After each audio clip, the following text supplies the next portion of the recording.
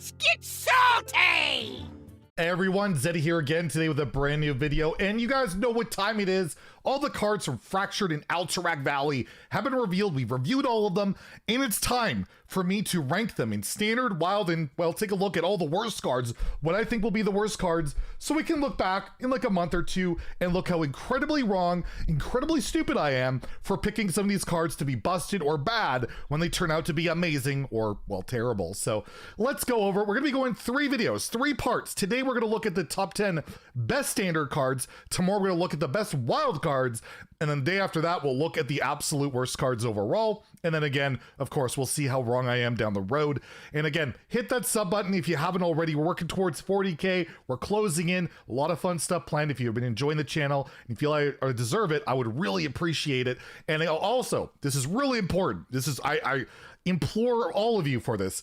In the comments, you need to tell me what I am wrong and right about on this list. The best part about all this when we're talking about the best and the worst cards is hearing your guys' takes, how wrong I am, how right I am as well. And then we could see down the road if you guys are right or wrong as well. That's always fun. So anyways, let's take a look at the top 10 cards that I feel will be the best in Standard from Fractured in Alterac Valley. And starting off at number 10, we have a new mage minion. Right, a minion and mage being good? Well, it's a 1-drop, and it's Shivering Sorceress. It's a 1-mana 2/2. This battle cry, it makes a spell in your hand, the most expensive spell in your hand, costs 1 less. And this is a mana cheat on a 1-mana 2/2. We're now at the point where they're making 1-mana 2/2s with upside. We saw Warrior get a 1-drop like that buffed, and now we have Mage with it. And I mean, Mage needs the help. Mage is not doing well, and the only deck they've had playable forever now has been like the whole Spell Mage thing. And well, this can help enable a lot of different stuff. I mean, particularly big Spell Mage, right?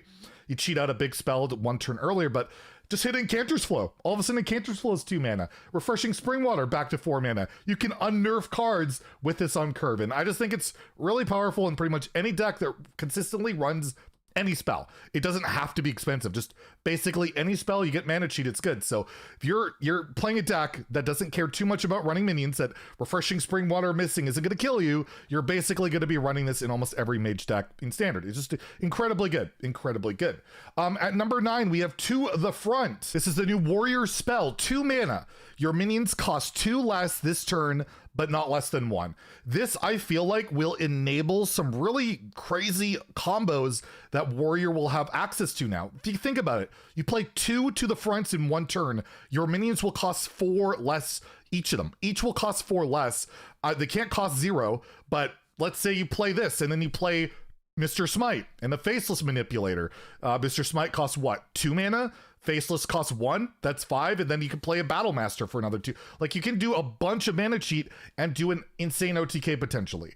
And with the tools that they're getting with some board clues that we might talk about in a little bit, I think Warrior will enable us. And we all know how busted mana cheat is in the game. This is basically a summoning portal for half the mana, and summoning portal at one point broke wild with Snip Snap Warlock, for the reason it actually was able to reduce to 0 because of Mech Warper. But regardless, this card I think will enable some stuff, and I don't think we should sleep on it. I think it'll be a meta player for sure in Standard. At number 8, I have another mage card, and this time it's a spell, no minion this time.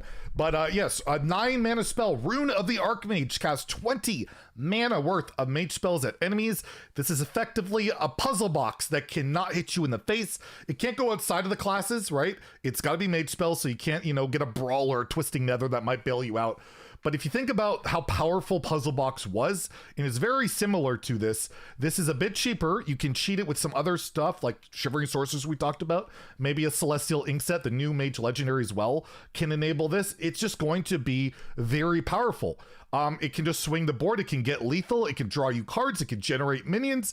It can do a lot of stuff. 20 mana is quite a bit of stuff, and I feel like they really want Big Spell Mage to work. They push so much support for it, and I feel like this is the centerpiece card. This is what's going to get you there, and it's also going to make me lose whatever little hair I have left because I hate the absolute random bullshit that this is going to pull off, but it'll be spectacular. The highlights will be amazing on Trollden, and, I'll bitch and moan, but inside, there'll be a little bit of me be like, okay, that's kind of funny, but I won't ever admit it. I'll never admit it. You'll never get me to admit that. Anyways, at number 7, we have another Warrior spell and another one that cheats mana, and that is Shield Shatter.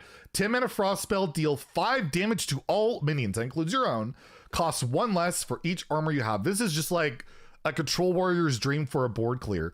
You can play this on turn 2 with Frozen Buckler, but why would you need to deal 5 on turn 2? But regardless, you will be able to cheat this out pretty well. You even have that tradable warrior spell that gains 8 armor. That makes this relatively cheap. Of course, you have your hero power. Imagine if shield block was still in standard, this would be just crazy, but it's still crazy. This will now enable big warrior to survive a lot easier, and the combo warrior deck that I think might be a thing with To the Front.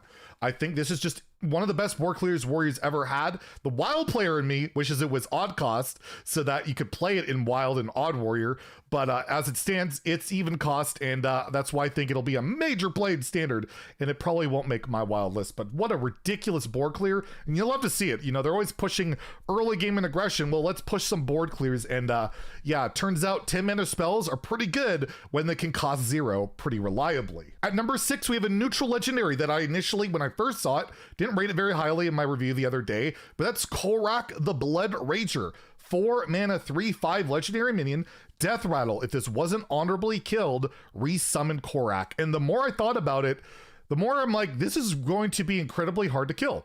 The only way to remove this minion is to either deal exact damage to it, so 5 damage, or you hit it in increments that make it die at 5, or you silence it, or you transform it with a hex. A Siphon Soul won't work, a Twisting Nether won't work, a Shadow Word Pain won't work. It has to be exact damage or a transform effect of some sort.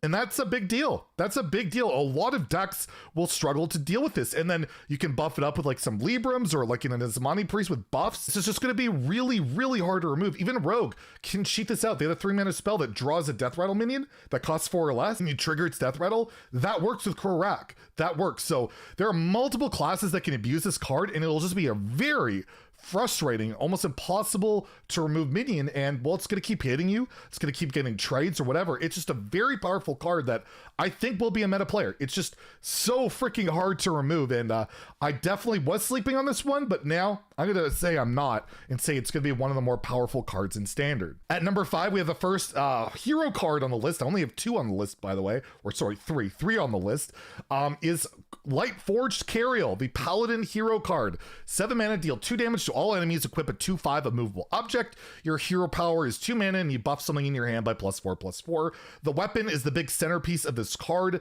The immovable object, unless your opponent is running weapon removal, cannot be destroyed in any way, so you're constantly getting 2 damage, and you're also taking half the damage, letting you survive, whether it's to do a hand buff combo with a Mr. Smite, some kind of charge minion, or just grind your opponent out with Librams or whatever in that regard. Just an incredible tool to help you survive, as well as get insane value in hand buffs. And the only thing that was holding this back is you can tech for it.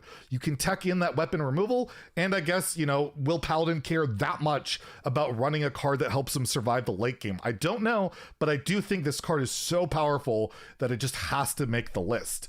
At number 4, we have another hero card, which I don't have higher, but because I don't know how well Rogue can utilize it, but that's Shadowcrafter Scabs, the 7 mana hero card that effectively is a vanish. It returns all minions to each player's hands. You get 2/4/2 stealths, and you also get a 0 mana hero power that lets you discount the first card you played, or the next card you play by 2 mana. So it's mana cheat, it's a board clear, it's presence, it's ridiculous. I just don't know how much Rogue will care about it, because they're killing you turn 6 and 7 these days in Weapon and Garrote.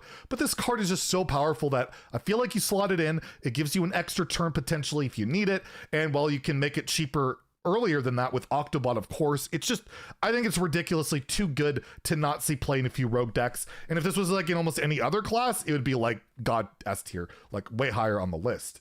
At number 3, we have a Druid minion, Claw Fury Adept, a 2 mana 2/3 beast that gives all of your friendly characters +1 attack this turn. Little mini Savage Roar that I feel like is auto-include in any aggressive minion-based Druid deck, because why would you not run this? It's a 2/3 that just gives you damage, burst damage out of nowhere, and even if you play it on curve as your only minion, your hero can still attack for +1 attack. That is fine. This will just slot into every aggro Druid deck, because why would you not? It's just too good to not be there, and I don't know what else to say. It just seems insane. And that also goes for the next card, which is Sleet Breaker, the 2 mana 3/2 Shaman Elemental.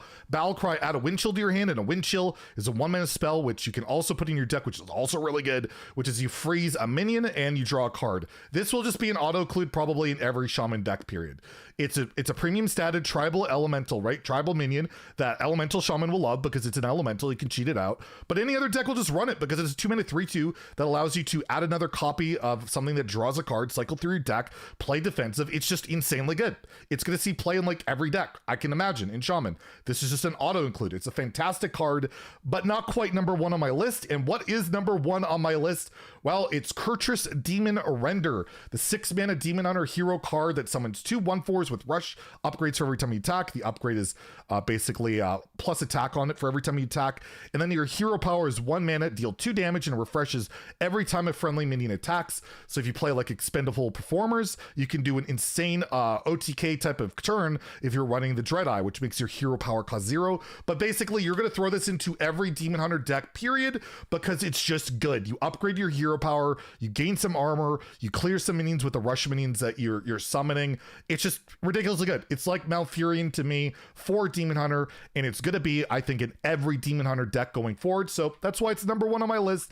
And there you go. That's my top 10. Let me know in the comments below what you agree with, disagree with, and tune in tomorrow where we'll go over the best wild cards, and then of course the day after that we'll finish off with the worst cards from the expansion. So if you enjoyed the video, please like and subscribe. Have a great day and stay salty, my friends.